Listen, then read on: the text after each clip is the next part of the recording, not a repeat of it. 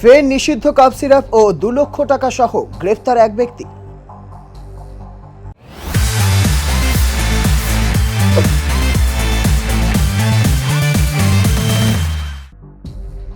জানা গিয়েছে, খড়িবাড়ির ভারত নেপাল সীমান্তের পানি ট্যাঙ্কিতে নিষিদ্ধ কাপ সিরাপ ও 2 লক্ষ টাকা সহ মাদক পাচারকারীকে গ্রেফতার করে খড়িবাড়ি পুলিশ।